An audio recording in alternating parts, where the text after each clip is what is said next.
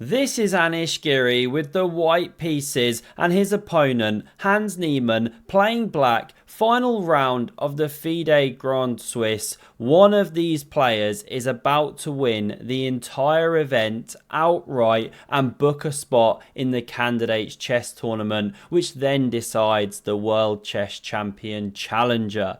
All on the line here. Anish Giri exploding the board with the English. He's from the Netherlands. They're in Uzbekistan. He's playing the American. Exciting stuff, especially after Hans plays this Sicilian, but with colours reversed. We now get one of the most incredible sights, a horse box, also known as a four de horse.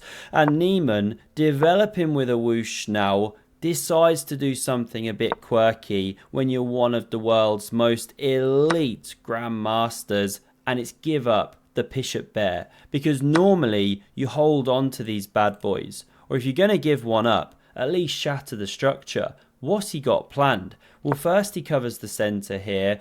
Now we see pawn a3 and d5 immediately strikes back at this strong pawn. Now don't take. Knight starts hopping with a vengeance. This is the analysis mode. Back cave, uncomfortable move. You go in here, horrible. Back here is best, nasty, nasty. So we didn't see that. We saw d4.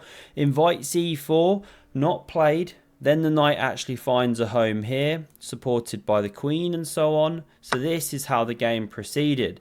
These ones going into the blender. Both players in their prep here, both wanting to win to try and take the tournament outright. Niemann had terrible tie breaks, so he really needed to win. Okay, they both did. And after takes, we now see knight takes back, opening up this queen tension here.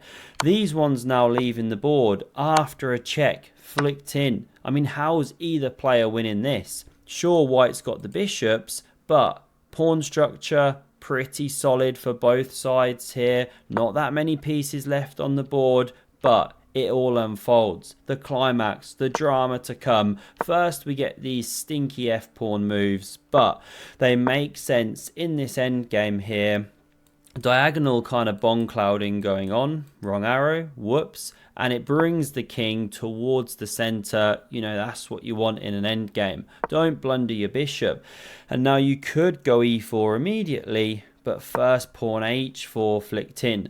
This is Giri's pawn majority, 4 on 3. So he wants to get them rumbling over there. Maybe make a passed pawn one day. Niemann kind of doing similar, but he goes for more of a piece play strategy now. This was kind of forced. You had to eventually bring this bishop out. Knight now rotating, of course, eyeing the weakened square. So Giri whispers, stack my bishop. You could centralize the knight to e5 now.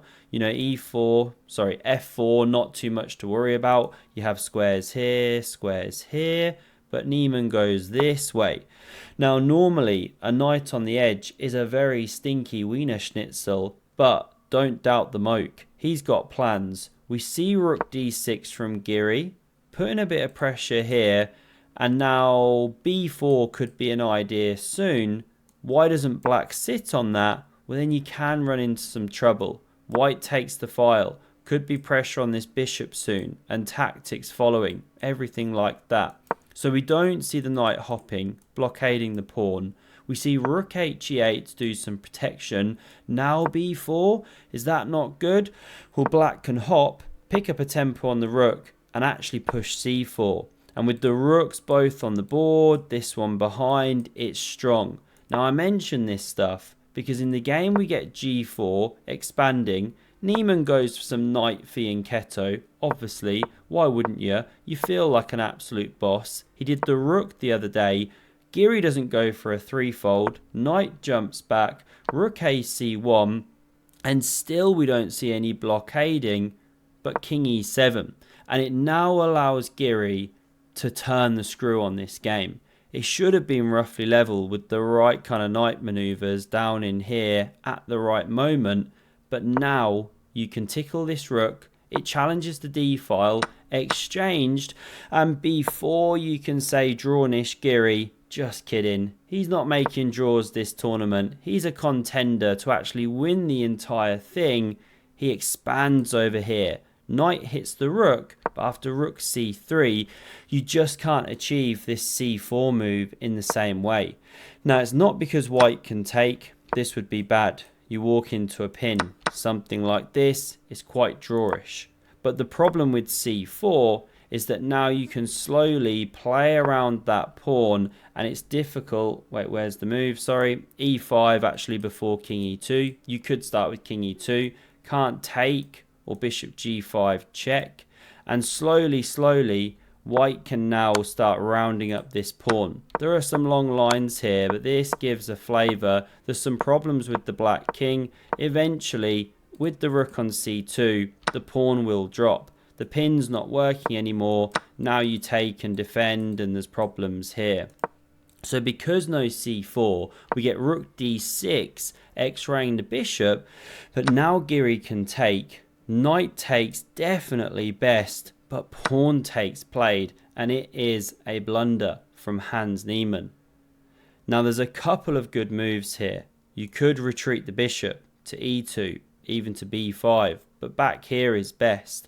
Or you can play this very direct, forcing combination that Giri goes for. This rook takes on b3.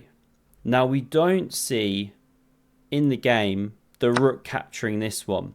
We could have seen it play out, and you get this opposite coloured bishop's endgame. Going here is actually technically best. We'll just stick with the main engine line, bishop d7, and white stands a little better here. We'll pause. A pawn ahead, opposite coloured bishops, yes, but a lot of pressure. The king's marching in soon. The pawns are actually running, creating inroads into the position. White's got the pressure with the rook still on the board. So that was what would happen if takes. But in the game, we saw takes here. And it takes us now into this bishop endgame, bishops of the same colour, and Giri a pawn ahead. He starts advancing this one. King e3. Hans wraps around with his own king. We get this opposition moment, but after takes here, pawn recaptures. Now the a pawn runs, and it buys some time. h6, a5, bishop d7. This one now rerouting, and after king c5, potentially headed for this pawn, we see the expansion through the center. And there's a big problem now, which is that the extra pawn is completely telling. f7 takes, king d6, and we actually saw resigns. Because if you do what was the line I was looking at, wait with the bishop somewhere, like bishop e6. Actually, let's go for king e5, king e7 first. This is the line I had prepared. Well, the f pawn runs. This is the big problem. It distracts the black pieces, ties down the king. You can't exchange the bishops. If you do that, you get some kind of endgame like this. Bring this pawn through, but don't do it like that and stalemate. Probably wait for black to go to the corner, then deliver a checkmating attack. And if instead of taking these bishops off the board, let's run back here, you just try and hold the position, well, white can actually run the king over this way, win the a pawn, and then what to do, right? This one's going to march soon as well. So we run back, resigns in this position. Giri takes the tournament outright and books himself a place in the candidates coming up probably next year. Incredible finish to the tournament, so tight, so many players could have won it. Hope you enjoyed this one. If you want to see another incredible game of chess, have a look at the video on screen, and I hope to see you again soon. Cheers.